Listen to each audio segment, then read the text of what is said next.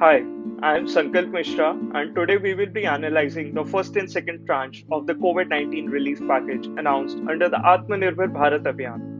On last Wednesday, Honorable Prime Minister, in his address to the nation, stressed upon promoting local products and using the present pandemic as an opportunity to establish India's dominance in the world order. He referred to economy, infrastructure, technology driven system, vibrant demography, and demand as the five pillars to move India towards self reliance, while giving the slogan Vocal for Local. Let's have a look at what this package is all about.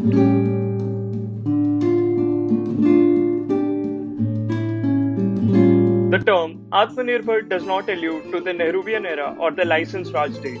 Rather, the intention is to participate actively in the global supply chains and promote a disaggregated and decentralized system as they are more resilient to the damages of the present crisis. The present package is not entirely new and includes the Pradhan Mantri Garib Kalyan Yojana of 1.70 lakh crore rupees and the previous steps taken by the Reserve Bank of India.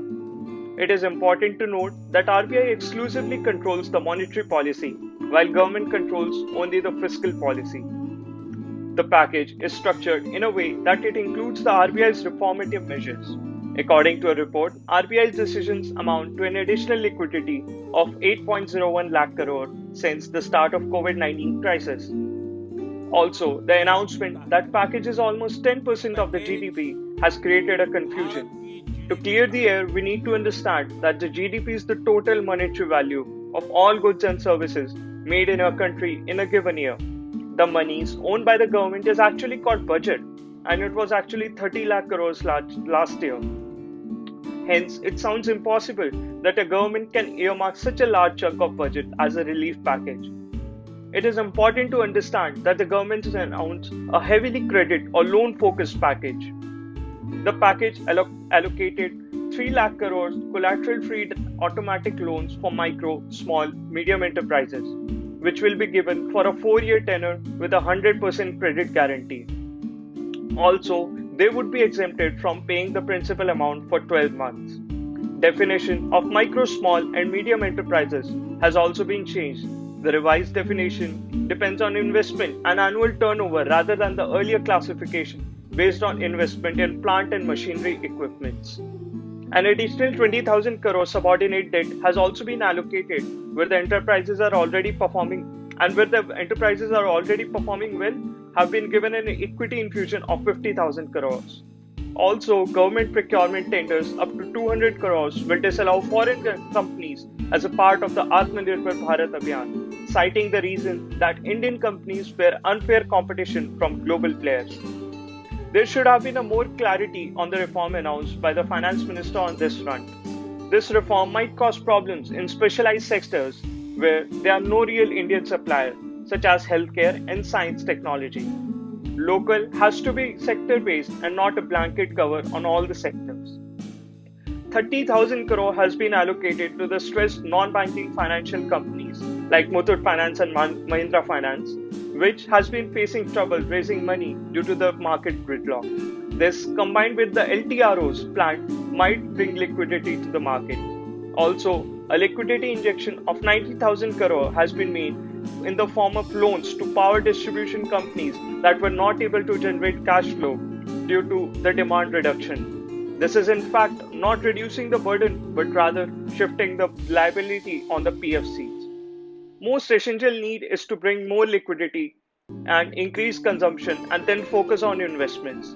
But the schemes that have been launched in Tranche 1 and Tranche 2 don't seem to come to fruition in short term except the PF schemes. While on Thursday, in the second tranche of the economic package, support measures amounting to 2.46 lakh crore were now announced, providing concessional credit to farmers and street vendors. The minister introduced One Nation, One Ration card to allow migrant workers to buy ration from any depot in the country. A special credit facility of 5,000 crore was announced to support 50 lakh street vendors who will have access to an initial rupees 10,000 working capital. The minister also said that close to 2 lakh crore will be given to farmers through Kisan credit cards, while 2.5 crore farmers including fishermen and animal husbandry farmers, would be able to get loans at a concessional rate. The government allowed states to fund the food and shelter facilities to migrant workers from the Disaster Response Fund that would cost rupees 11,000 crore to the center. The government will spend 3,500 crore to give 5 kg wheat or rice per person and 1 kg chana per family once a month to 80 million migrants who don't hold any ration cards for 2 months.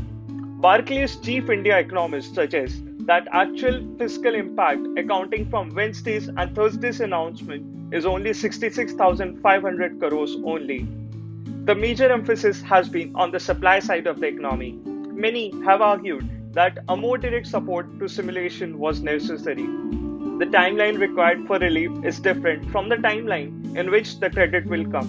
Loans being available is not the same as required cash being made available in time. From a more careful analysis, it can be concluded that majority of the measures announced by the finance minister in tranche 1 and tranche 2 are based on the extension of credit, which does not create the liability for the government unless the person to whom the credit has been extended defaults on that credit. Some economists have argued that the government should have focused more on direct benefit transfers, but as has been rightly pointed out by some notable economists, including agricultural economist Ashok Gulati, the government lacks the fiscal space to do so.